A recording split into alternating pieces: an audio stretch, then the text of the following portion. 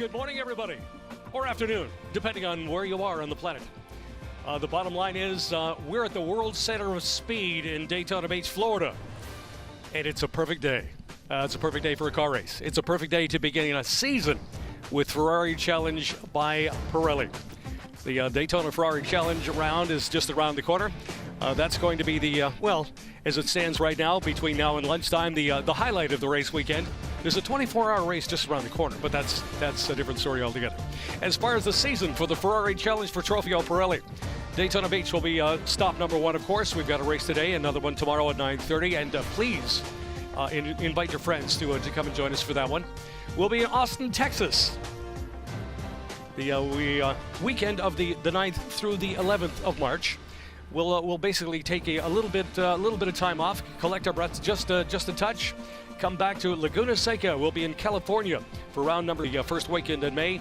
The second weekend in June, as is usually the case, our Canadian friends put on a small Grand Prix on an island in the St. Lawrence River up in Canada. The Grand Prix track will be the site of round number 4 for the Ferrari Challenge.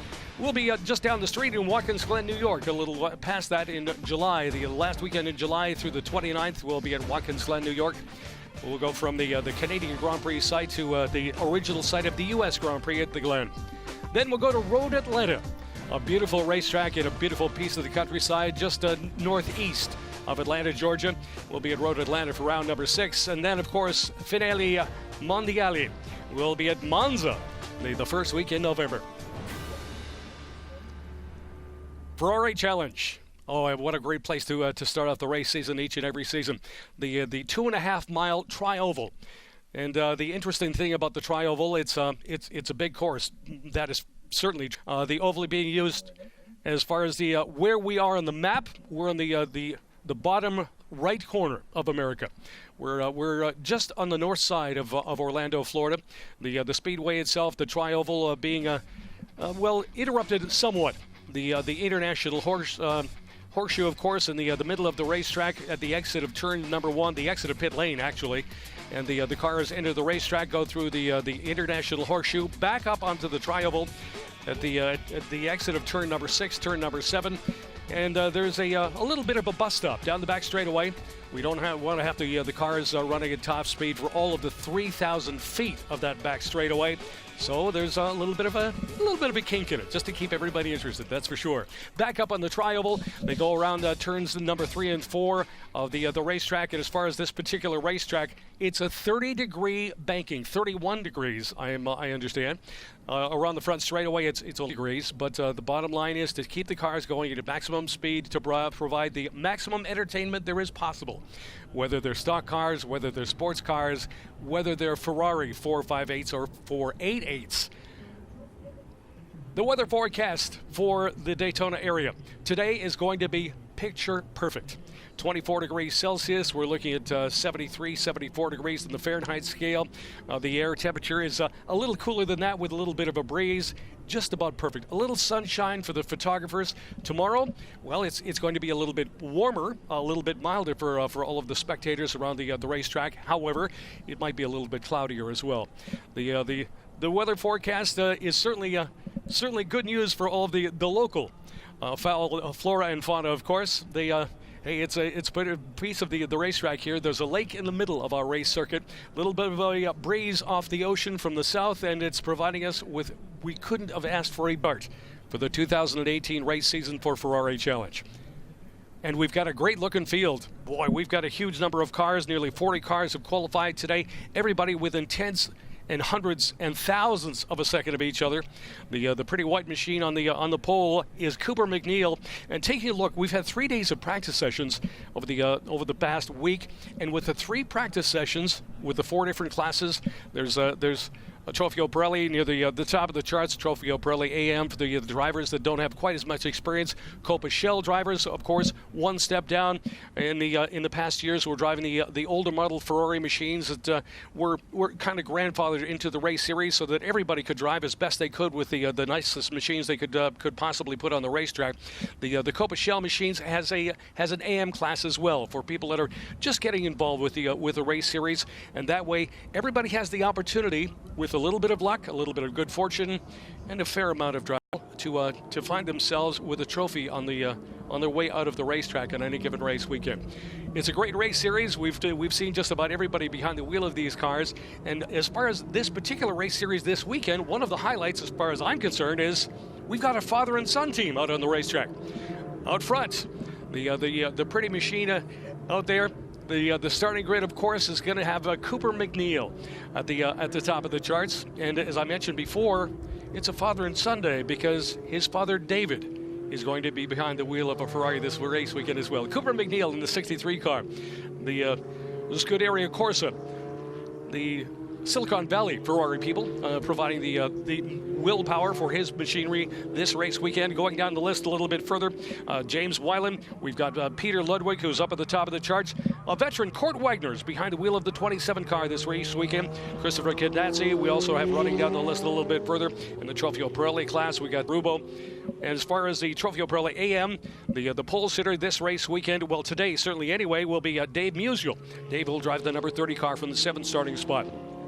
Joel Weinberger drives the number 6 machine a little bit further back in the field. Naveen Rayo is back with us once again this race season. Murray Rothlander is here as well in the 10 car in the 10th starting position. Running down the field a little bit further, we get to Robert Hodes. We've got Mark Muzo from up in Canada in the number 13 car. He'll be starting 12th. Jean-Claude Sutta has been with us for season after season. The number 61 car back with us this race here. He'll be driving in the 13th starting spot to start the day today. Brent Holden, we've got Russ Shoas in the number 25 machine, and running down the balance of the top 20 for you, we've got Alfred Kaelo, and we also have John Boyd. Amir Kermani is behind the wheel of the 17 car in the 18th starting spot. Murray Ziegelman from up in Canada as well drives the 99 car from the 19th starting position. At the top 20 machines of our 39 car field today, and the number 33 machine is Benjamin Hides. We've got a great looking field, everybody out on the race circuit warming up tires. And as far as tires, we would be remiss if we didn't make mention of the fact that the Pirelli people have been with the race series forever. So it seems, and as far as the racing tires, and we can see that they're certainly round, and to the point that one of our cars has misplaced a tire. And if you're going to have a tire come adrift from your automobile, now's the time to do it before you're going down the back straightaway at more than 200 miles an hour. These cars, oh, by the way, they're in a lot of ways very, very extremely close to the street 488 Ferraris that you'll see in the dealerships. The biggest changes of the cars, of course, the wing on the back of the car, some of the body work. Most definitely the front body work of the cars. Wouldn't be very happy going up to some of the curbing and jumping malls and that sort of thing. It is very much race oriented, adds to the downforce of the cars. And when we're talking about downforce, the cars being developed from the 458 machines, the biggest changes of the cars, in addition to the body work and how it develops downforce. These cars have in the neighborhood of 50% more downforce than the cars they were driving only 2 years earlier. The other big change of the cars, the engines have been changed a little bit as well. For the first time in the Ferrari Challenge Series, these are turbocharged engines. Twin turbocharged, more than 600 horsepower V8s.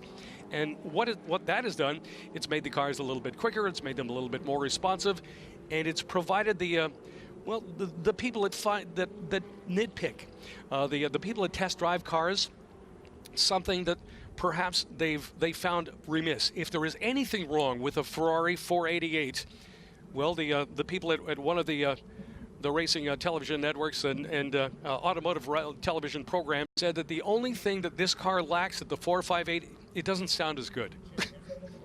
Unbelievable. We'll have another close look at the 25 machine and find out how Ross Choas lost his tire.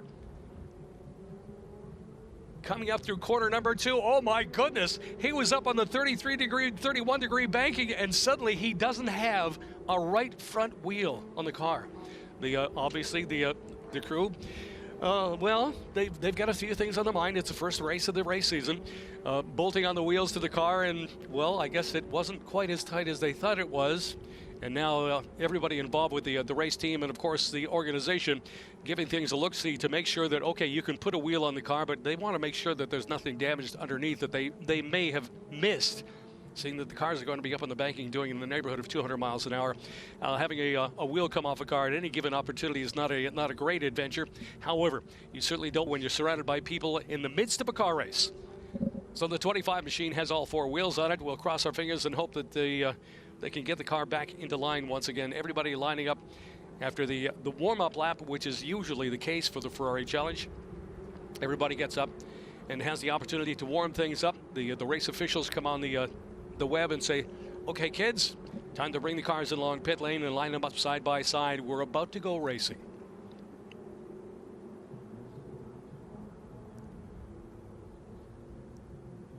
Interesting discussion going on in Ross's pit lane. And I can't help but imagine somewhere along the line somebody's saying, how do you think that happened?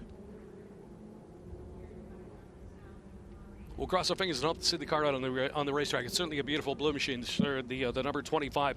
And as far as who's responsible for that, the Ferrari of Palm Beach.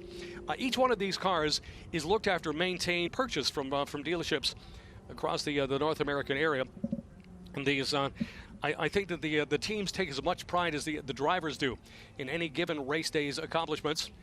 The tire being taken out of harm's way, it's still on the racing surface, so it is a bit of a danger. It came to a nice tidy rest up against the barrier on the outside of the back straightaway. However, just to make sure the wind doesn't blow it across the racing surface in the midst of our contest is probably a very good idea as well.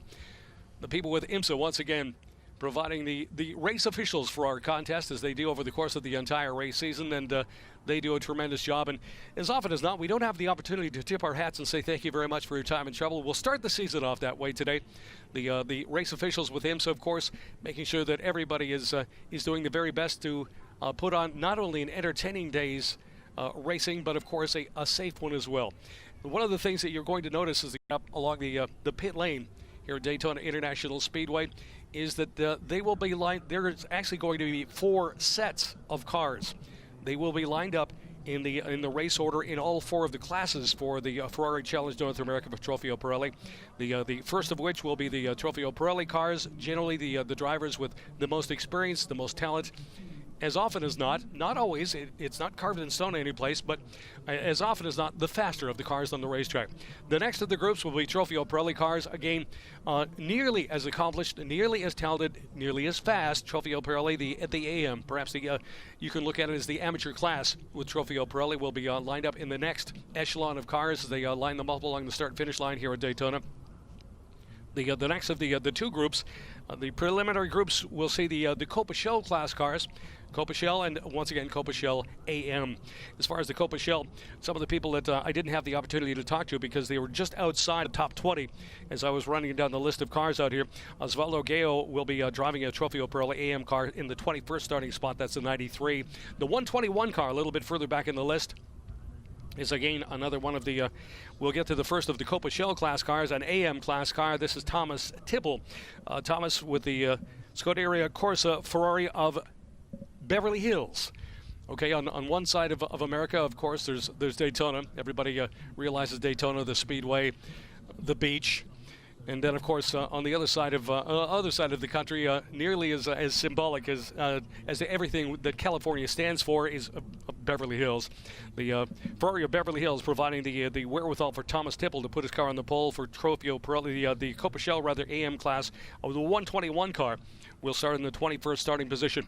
If you happen to have a scoring monitor and you look at some of the car numbers, you can tell the classes of the cars by those numbers. All the 100 class machines are the cars that have one less number, and the number on the door of the machinery, those are all the Trofeo Pirelli class cars. The 109, 190 car in the screen, that's Oliver Paredes Arroyo. Oliver hails from the Westlake Ferrari dealership. The number 190 car will start in the 28th starting position in the field, solidly in the middle of the Copa Shell class machinery. A little further back in the field, as I mentioned earlier, there's the AM class, and then there's the drivers that tend to have a little bit more experience, tend to be a little faster. And I also mentioned, if you recall, none of this is carved in stone. It doesn't mean that someone with an AM on the driver's door of his car has to be behind the Copa-Shell class cars, and that's what happened this morning, or later on yesterday afternoon in the qualifying session. Thomas Tippel's number 121 car, a Copa-Shell AM class machine, actually out-qualified Mark Fuller's number 12. Mark is Copa-Shell, not AM, Copa-Shell, and he qualified second as far as the Copa-Shell class cars, but first in Copa-Shell itself. He's 23rd, right behind Thomas Tippel's number 22nd starting spot. Further down the field, we get to Brian Kaminsky in the number 171. He's starting 24th in the field. The 107 car is Chris Carroll. Chris is number 107. The 115 is Jason McCarthy's. A little further down the field, the only thing we don't have, unless I'm mistaken, and from time to time that I have to admit that does occur, we don't have a female driver yet. It's early. We got another race tomorrow. Someone may surprise me, and as well, I was saying that I can be mistaken. Well, there are a few names that may be a lady's name, and I'm sure that someone will correct me between now and the end of the broadcast. Dale Kitsons will be starting in the 155 car. Oscar, we mentioned, is 109, a little bit further back in the field, the pretty yellow machine. The number 1 is John McCrew.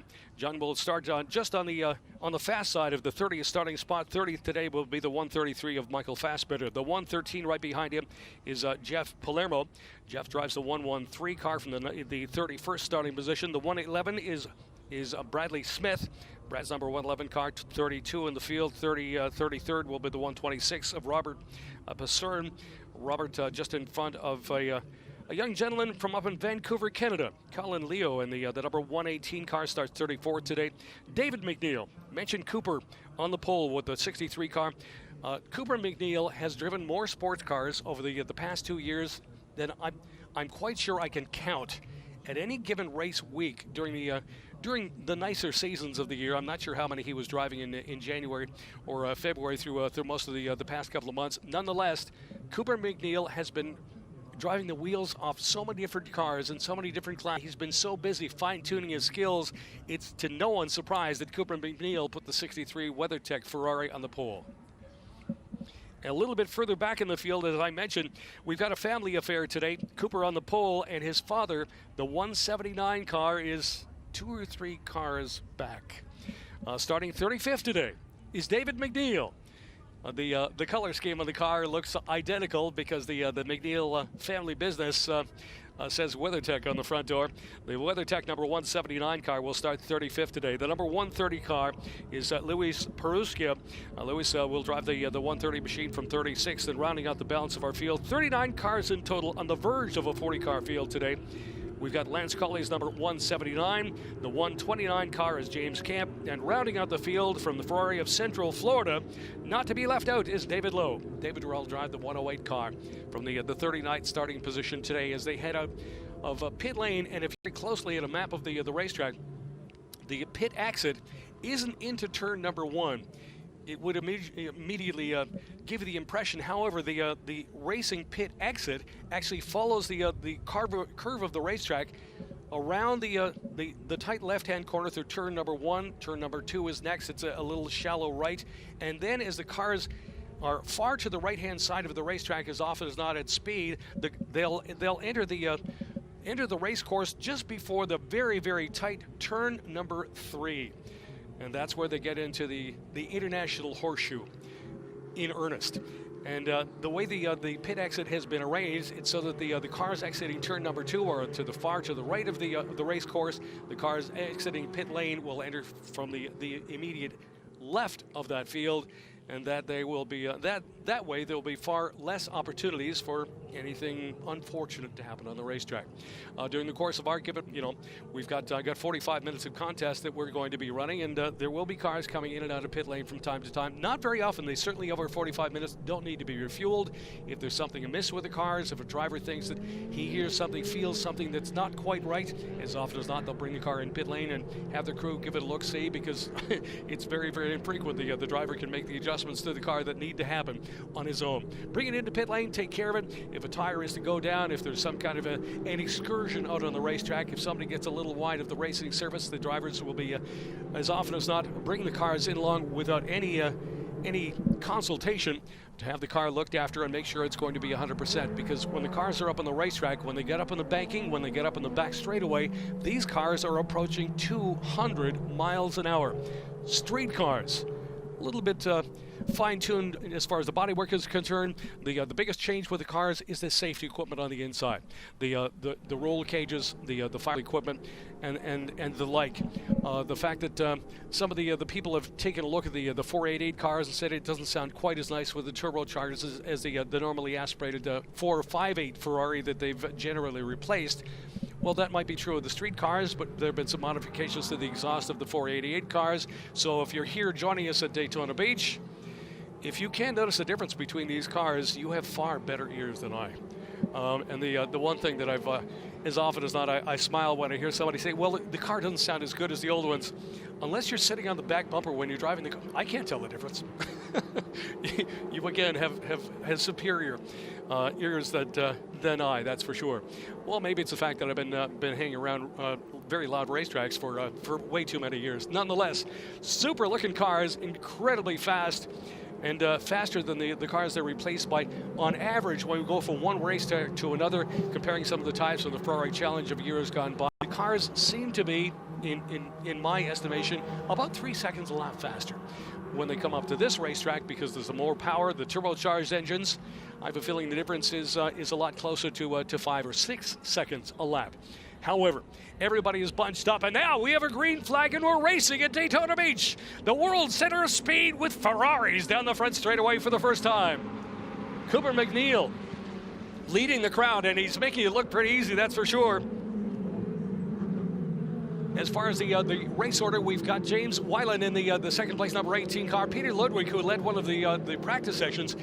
I failed to mention over the course, I started to get into it a little bit further. We've had 3 practice sessions over the early part of this race week, and we've got a car going around at turn number 3, and that's not exactly where you want to be. Everybody getting a good long look at the car with a nearly 180-degree spin in the middle of the race corner. Half the cars going to the inside, half of them going the outside, and now we've got another car which has joined him, the 17 machine as well, which is running near the front. That's Amir Kirmani. Amir involved in the incident. I have a feeling he may have gotten the car a little bit loose under braking coming into turn number 3. His car spun as well.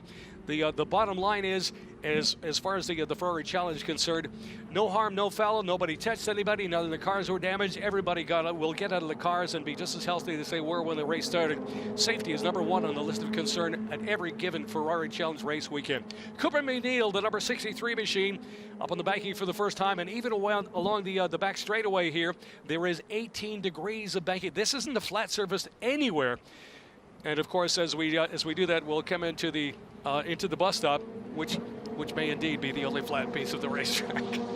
However, it will make things interesting. As I understand, the weather forecast for today is moderately perfect. A little bit of sunshine, a little bit of cloud cover. Tomorrow, perhaps a little bit more warmer temperatures to go along with it. As far as the 24-hour race, the Rolex contest, which is going to get underway a little bit later on Saturday afternoon and run for 24 solid hours, they may run into precipitation at the end of the day, which tends to make things interesting, especially when things get down to the short strokes at the end of a 24-hour-long contest. It's an interesting race regardless. The racetrack is so interesting that this is the great place to start our race season. We've got another machine which has gone around on the racetrack. That's Benjamin Hyde's. One of the back markers in the Trofeo Pirelli class, one of the faster class cars. However, in quite obviously trying to pick up the pace and stay on the same kind of race pace as the race leaders, overcooked it just a little bit, and that looks to be in turn number 3. Again, a little bit of a foul, a little bit of a spin. Rather, everybody got around the incident. Things in very, very close proximity is underway here. The separation between the top 3 cars will about 1.5 seconds the difference, and with any luck at all, we'll get an opportunity to see just what happened. The number 33 car coming into turn number 3 gets it a little bit wide. Turn number 2, just as they come onto the International Horseshoe. gets on the gas a little bit harder than he needed to, and whether he got touched. Oh, if there isn't a touch there by one or two of the cars, certainly nothing dramatic. None of the bodywork has been modified too very much, but some very, very close racing for sure. Some exciting times, and I can't help but imagine Benjamin Hydes. Well, when he got the race car onto the short chute for the exit of turn number 5 into turn number 6 and 7, he had the opportunity for the first time in about 10 seconds to take a deep breath. Wow, that was very, very close. Whew. Coming down the start more time, they crossed the line, and now we are putting lap number 3 in the books, I understand. Cooper Mcneil, Peter Ludwig, James Wyland has fallen down to spot. The number 18 car runs in 3rd place overall. Running down the list a little bit further for you, we've got the Ruma number 28, the Weinberger number 6 machine, and Chris Ganassi number 19 for Ferrari of Long Island in the top half dozen cars. A great battle for first place going on, that's for sure. The exit of turn number 5 into turn number 6, the shallow left-hand kink. A very, very tight corner. Turn number 7 coming up hard on the brakes, down through the gearbox. 7-speed sequential gearbox in these cars. These machines are quite literally, the 480 Ferraris, Formula One cars that you can drive on the street. Formula One technology, that's for sure. The fuel-injected motors, the sequential gearbox, the adaptive suspension, which all of the critics rave about. It was a wonderful suspension system on the 458 one. With a brand new car to go around it, an envelope, it is even better. They really have nothing but nice things to say about every aspect of the car. Bodywork a little bit different. We get a chance to look at Cooper Mcneil's number 63 WeatherTech, the leading Ferrari, into the bus stop one more time. Uses a little bit of the curb, trying to make stretch the corner out a little bit as much as he dares, trying to make it as straight as possible. And as far as the class leaders are concerned, we've got the Keola number 9 machine up to 9th place overall. That number 9 car is the race leader in the Trofeo Pirelli AM. Alfred's done a great job and has overhauled several of his competitors. The beautiful red, white, and blue machine leads the Trofeo Pirelli AM class. 9th place, he started 16th. He's had a very, very good day today. As far as the race order is concerned, we'll look at the balance of the field long, and as far as the clock on the wall is concerned, we're 24 minutes in to our 45-minute race. We are just past the halfway mark. Cooper Mcneil, Peter Ludwig, and James Wyland, 1, 2, and 3. Only 3 seconds separates the top 3 cars. The top 2, though, you can see the difference. There might be 2 car lengths that separate 1 and 2. Into turn number 6, turn number 7 one more time. The tight pieces of the race course. The International Horseshoe, which well, as far as the sports racing friends, this is the fun part of the race cars. As far as the oval track brigade, well, as far as the oval track crowd, we might be turned the wrong way. There's a bunch of right-hand turns here. We got rights, we got lefts, and to be really honest, as opposed to the cars that come out here for the 500, we use the brakes a lot. And that's what this racetrack wasn't designed for. 1959, they actually put race cars on the racetrack for the first time. It took 6 years. I think it was 53 when the idea to put together a 2.5-mile oval with great big banks on it to see how fast you could get a stock car to go. They've done a tremendous job with the stock cars, and from about 1961 on, they put sports cars on the racetrack. They made things a little bit more interesting. They put some right-hand turns in it, put some braking zones, and it's been a tremendous addition. Another leader in class, we go down to the 142. That's a Mark Fuller. Mark in the Copa Shell class leading. That's the Scuderia Corsia Lakefield Ferrari, the 142 car. Started in the 23rd position, and he's done a great job with that machine today as we catch up a little bit further down the field with the 121 car.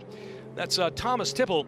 Thomas in the 121 started 22nd today, and he's actually picked up a couple of spots as well, and is slowly but surely, well, I'm not sure the race leaders have to worry too much, but as far as the people racing for the trophy at the end of the day, the grandstand when they're handing out the trophies here at Daytona, He's got the big trophy well in hand, and of course the champagne that goes along with it. Always a part of the racing festivities at the Ferrari Challenge race events. Some of the people that have helped make the race weekend possible, of course, our champagne suppliers. We've got the people from the people we don't want to ever forget to mention with Pirelli, the Trofeo Pirelli, providing the big trophies at the end of the day for the fastest races. Copa Shell, of course, the Shell Oil Company, one of the worldwide sponsors of the Ferrari Challenge Racing Series, no matter where we are on the map. 20 minutes, we're closing on the 20-minute mark as far as the remaining time of our 45-minute contest. Still catching up with the race leader on the back straightaway one more time up through the gearbox. I'm not sure if they actually get to use 7th gear. They get all the way through the gearbox, so they just get about 6/7 of the way through. The bottom line is the cars are extremely fast coming down that back straightaway within inches as far as the speedometer dial of being within the 200-mile-an-hour mark. Peter Ludwig hasn't let this one go by any stretch.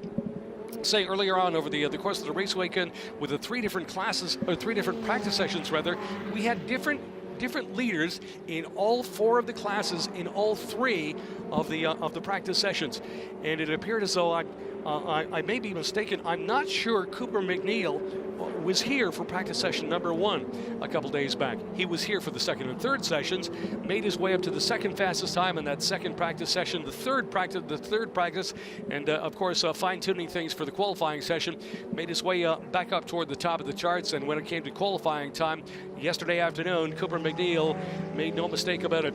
As often as not with the Ferrari Challenge Series, because all of the cars are, well, almost identical as far as the difference between a fast and a slow lap, just the most minute of driving skill advantages to be pressed by some of the people in the charts. One of the things that Cooper Mcneil has been able to do is come to a racetrack, and with his racing skill and with his experience over the past couple of years doing so much behind the wheel of performance cars, he got in behind the wheel of the Ferrari a couple days ago, slowly but surely picked up the pace. He didn't go out and try to set the world on fire. He wanted to be competitive. He wanted to make sure the car was 100%, and a great battle going on. We've got 2 different classes. The Trofeo Pirelli 10 car just getting by to the inside of the class-leading 115. The 115 machine is Jason Mccarthy.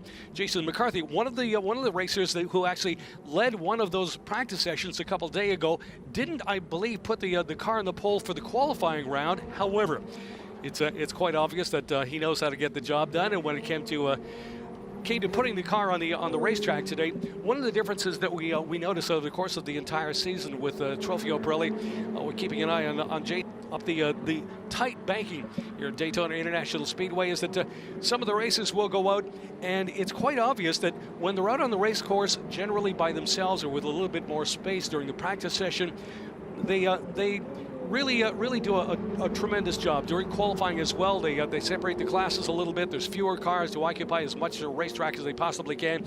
Everybody's given a wide berth to see how fast they can make the 488s go around a racetrack.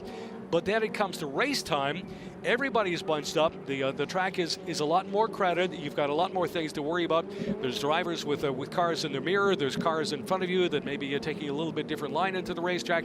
There's diversions that sometimes, well, it seems to be obvious that may not upset the race drivers, but maybe take a 10th of a second off their best times. Some racers are extremely good in qualifying. Other drivers really excel when it comes to race time. It's an interesting one.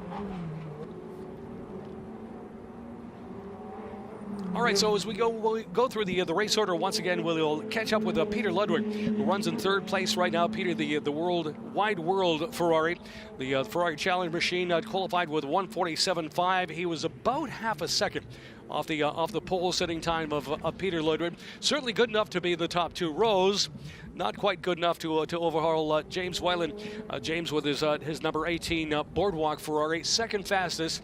James currently runs in the 3rd place overall. Running down the list a little bit further for us, we'll catch up to some of the other racers in the field. The number 19 car currently in question, that's Chris Ganassi's black and white machine, almost a zebra stripe on the Long Island Ferrari. Runs in 5th place overall, coming up through the Daytona International Speedway turn number 3 up in the tri-oval.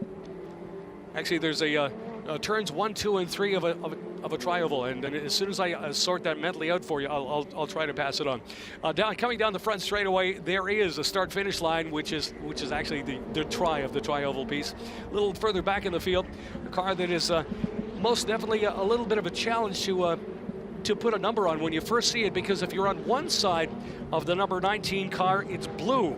If you get up to the other side, you're watching from the other side of the of that number 19 machine, it's red.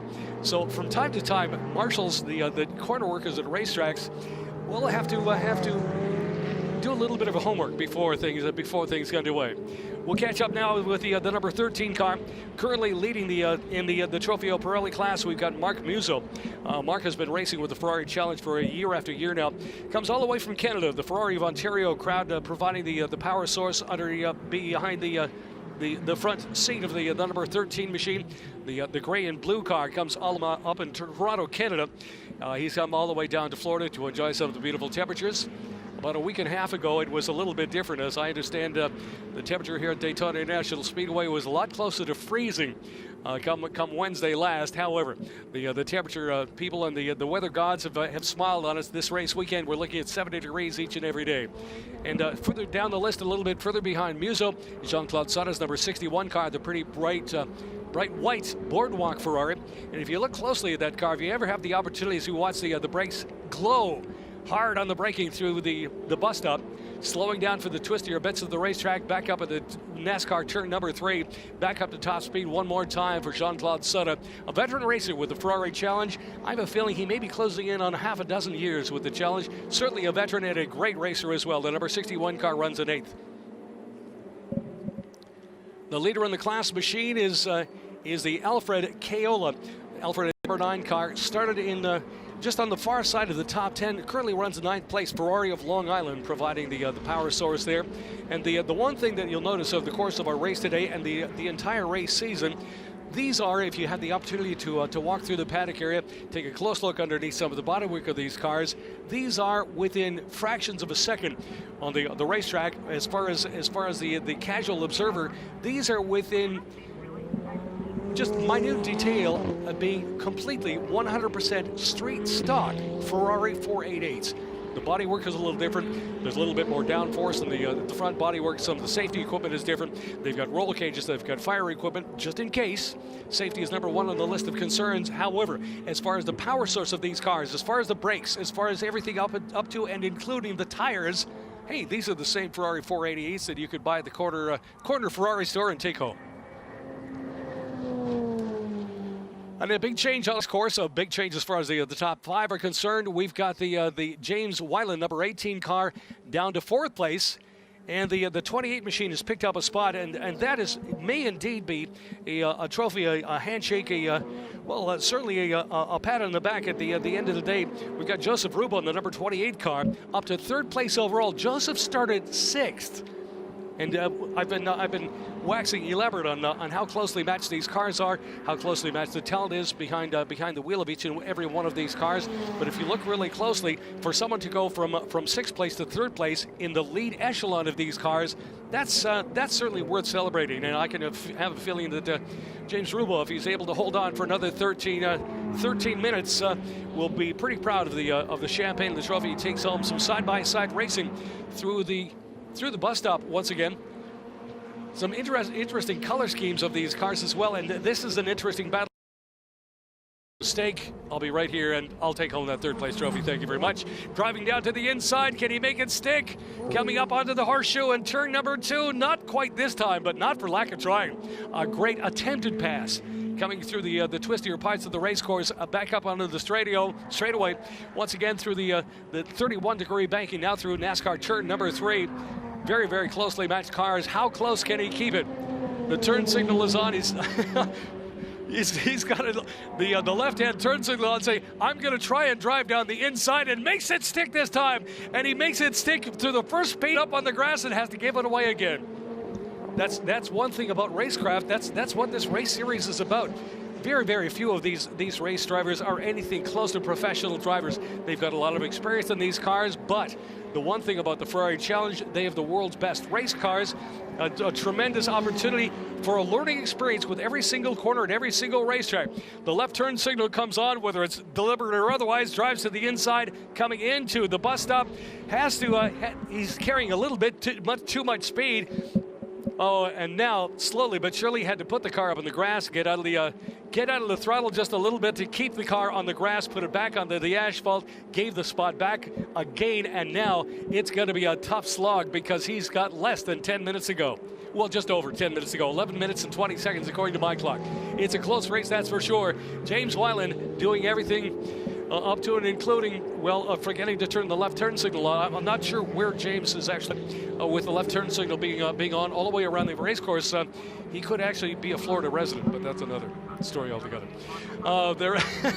James Wyland doing the best he can to keep up with everybody else. He's got a real battle on his hand to catch up to Joseph Rubo's number 28 machine, which runs in third place. Chasing him down as hard as he dares, again through the twistier pieces of the race course. That's where he's going to be able to make a pass, I believe, because unless James Rubo, when he's getting up onto the speedway banking, makes a mistake, misses a shift, misses his entry point there, unless he makes a mistake, the cars are so closely matched, there's no real advantage. It's going to be under braking, it's going to be driving skill through some of the corners.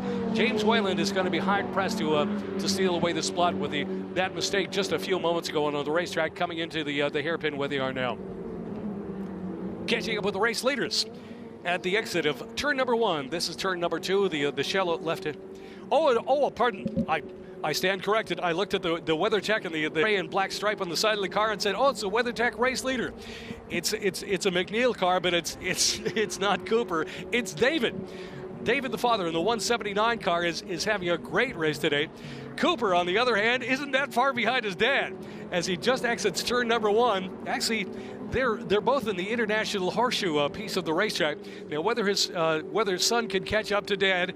Now, here will be the question. We've got about 10 minutes left, and the way it's going, slowly but surely, the race leader number 63, WeatherTech Ferrari, is catching up to his father. Cooper in the 63 race leading car is catching up to his dad. Cooper's opened up a little bit of a gap over the second place car from the look of things, according to our camera view of things. But Cooper is slowly but surely easing away from the balance of the field. His last lap, he turned to 149.1. That compares with Mr. Rubo in the third place car, 149.6. James Wyland, just a fraction of a second off. And the Weinberger number 63 car, 149. Well, some very, very close lap times out there.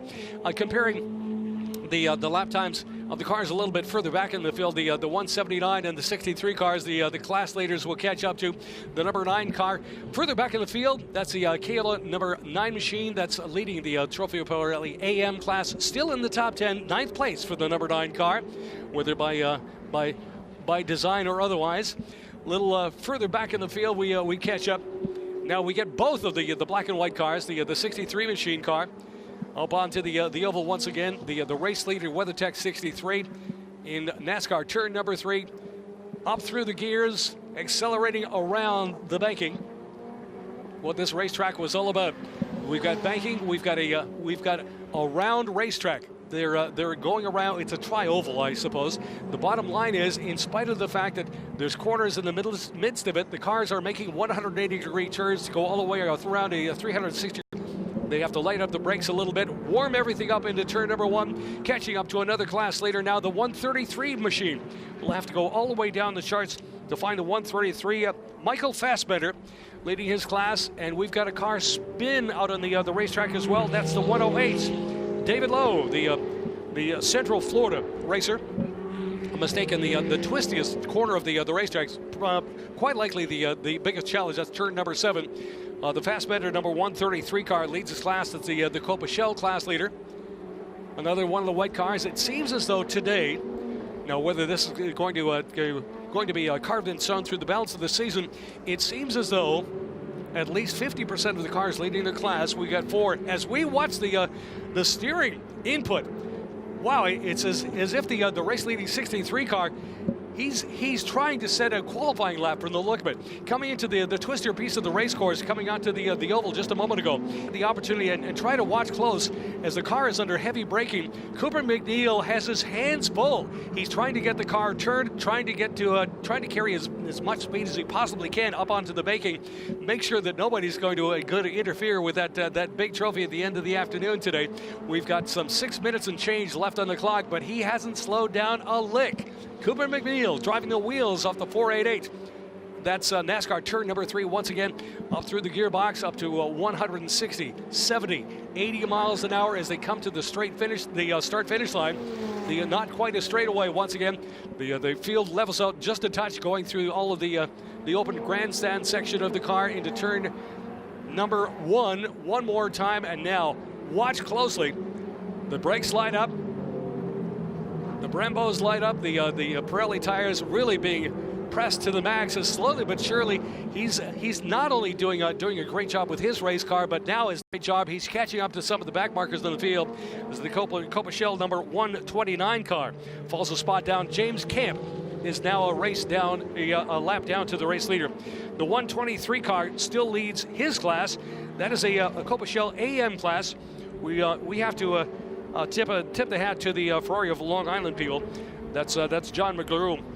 John McGrew, the 126 car, has been leading his class for a little bit of time, and we haven't had the opportunity to talk to him just a whole bunch. 3 of the 4 class-leading cars today are white. Now, you see the Grand Prix cars, they're obviously Ferrari red, but it seems as though as far as the 488 cars, at least today in Daytona, the white cars, well, they run really well with the white barriers here at Daytona International Speedway, that's for sure. Whether it's the consistency of the cars, the driver, whether it's the beautiful view that we have coming down the back straightaway, coming into the horse, and we catch up to the race leader one more time with now, according to the clock, exactly 5 minutes remaining. 5 minutes to go, that's all. Cooper Mcneil, Peter Ludwig, and we've got Joseph Rubo, 1, 2, and 3. The car numbers, if you're here at Daytona, to give a look-see, and if we get a close enough camera views, the 63 is the race-leading Cooper Mcneil car. Peter Ludwig in the second place is number 11, the 28 car, Joseph Rubo, and a change onto the race course and a car going the wrong way. That's not a good sign. That's Joel Weinberger. Joel in the number 6 was as high as, I believe, 4th place. Not a good sign, and slowly but surely his car is falling down the charts as he gets the car turned around. That's at the exit of the horseshoe. Got on the throttle a little bit too much at the exit of that twisty pieces of the race course, trying to carry as much speed as he possibly dared into NASCAR turn number 3. A little bit too much speed with all of the electronics in the car. They can't save you from everything. A little bit too exuberant around. Did a 180-degree spin, but he's turned around. No harm, no foul, nothing touched. The driver and the car are 100% and back on their underway one more time. The race leader, Cooper Mcneil, with now less than 4 minutes on the clock. Tremendous job by Cooper Mcneil today. There's no doubt about it. The guy has been 100%, and we'll see the car. He got perhaps a little tangled up, got off the racing line, and as he got off the racing line, was a little bit exuberant. Say, okay, I've lost the spot to somebody driving down the inside at this corner. I'll see whether or not I can stay really close to him. And he was trying a little bit too hard. Is all that amounted to. A little bit too much exuberance on the throttle pedal coming up back onto the straight piece of the racetrack. But once again, the Pirelli tires may have suffered a little bit as at the exit of the corner as he spun them up. However, the car's 100%, catching up to the race leader, slowing down one more time into the bus stop, the race course, just coming down the back straightaway at Daytona International Speedway. Of course, the world center of speed, it's billed, and there's no doubt about it this race weekend as the world's fastest cars, the world's fastest drivers. We've got sports cars from every corner of the planet here, and of course to start the racing festivities for our Friday today, we have Ferrari Challenge inside of 2.5 minutes to go. Peter Ludwig, the second place car, according to our friends at Hublot, who provide us with our timing and scoring efforts over the course of any given race weekend, telling us the separation between the top 2 cars, just a fraction of a second. And of course, the race leader hasn't eased the pace at all, and we get a close look, courtesy of the great TV crew who we have here working with us for the Ferrari Challenge around at Daytona. Some tremendous views, some tremendous tight camera work, which is really appreciated as far as the race announcer is concerned, because that way we can identify without with any of us having us on the shoulder say, you've called it the wrong, you're calling the wrong guy. These people, now we got to give credit to the marshals, the race officials, the corner workers, of course everybody that works at Daytona International Speedway. Another tip of the hat, and thanks everybody involved with the television crew. They are not only here for the 24-hour race that's coming up just around the corner, the Rolex, coming up Saturday afternoon just after 2:30, but they are also here doing this race for us too. Now there's a couple different shifts. They don't have to stand behind a television camera and stay awake, but they are back on track at 11 o'clock tomorrow morning. And actually, well, 11 o'clock this morning. Tomorrow morning they'll be here with us once again at 9:30. With any luck at all, they'll answer the alarm clock and join us once again. A great crew, regardless. Tip of the hat. IMSA.com and Ferrari.com is where you can keep track of all the racing activities today for the next 1 minute and 3. And of course, tomorrow's contest, and we've got another car going around in the International Horseshoe. Spins the car just a little bit, but seems to have things all righted. That's the 64 machine. One of the faster cars, Naveen Rayo. Naveen has had some tremendous races, and actually this is almost reminiscent of a race a year ago when Naveen was, I believe, on the verge of having his first podium finish. He was within a lap of being able to come up on the top step of the podium, pick up the champagne, pick up the trophy, and pat everybody on the back, and everybody would shake his hand and say, great job, congratulations on making it to the podium. And things got a little out of hand with just a couple of corners to go. Again, a spin today, but we catch up to the race leader with seconds on the clock as he's coming up to some of the people just immediately out in front. Now, whether or not he's looking for his dad's white machine, the David Mcneil number 179 car, and he's within 2 car lengths. The Mcneil family is going to finish nose to tail.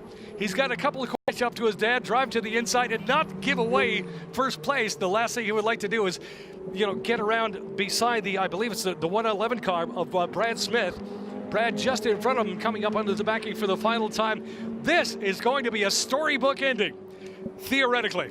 The thing is, they have to get to the ending. He has to get around the Brad Smith car. Cooper Mcneil carries it. is he going to want to pass his dad? Cooper Mcneil drives down the inside. Now, it looks as though Brad Smith has finally said, "Okay, I'll let you have this corner." This is ideal. This is going to be a marketing photograph for WeatherTech, like within hours. I can see this one coming up. David and Cooper Mcneil, the identical WeatherTech Ferraris. Wow, the 170, the 179 car, of course, and Cooper gets by his dad. He's going to lead him to the start line, which also means he stole a lap away from his dad. If his father finished out front, his father would get one more lap before he would get the checkered flag. Doesn't matter. I don't think anybody cares. What a great finish. Just incredible. Cooper Mcneil is going to be our race winner. Immediately behind him on the racetrack will be David Mcneil. David's going to finish a little further back. Another class winner. The blue machine out front is the number 9 car. That's going to be Alfred Kayola. Alfred, the number 9 car, picked up a couple spots over the last couple of laps. Was in 9th spot. It is now going to finish 7. A couple of people spun their cars immediately out in front. He's picked up a couple spots as a result. Going down the list a little bit further, we'll try to catch up with everybody as far as the class winners are concerned for you. Another of our class winners today, another white Ferrari 488. Certainly a great job today. And I believe, double check, I believe that's a 119. Oh, it's a 133, excuse me. That is the Michael Fassbender. That's the class winner in Copa Shell today. And Copa Shell AM, the last class leader, I believe, in that class was a 115. But we'll catch up and we'll cross our fingers and double check the scoring monitor to make sure that we give the right credit to the right driver. And indeed, there have been some changes over the last couple of laps, and the class winner is going to be the 123 and John McGrew. is once again John in the 123 car we gave some accolades out to before, has held on to the class victory in Copachel AM. John McGrew in the Ferrari of Long Island number 123 car, which makes it 1, 2, and 3 white cars. As far as class winners at Daytona, this is not going to hold by any stretch. And as far as class winners, it really looks as though Cooper Mcneil with one hand out. Give a wave to everybody, the corner workers at Daytona International Speedway, of course. Standing tall, and of course giving everybody a wave, and of course as the flags come out and celebrate a race victory. A great way to start the race weekend. Boy, the people with the Rolex are going to be hard pressed to match this one.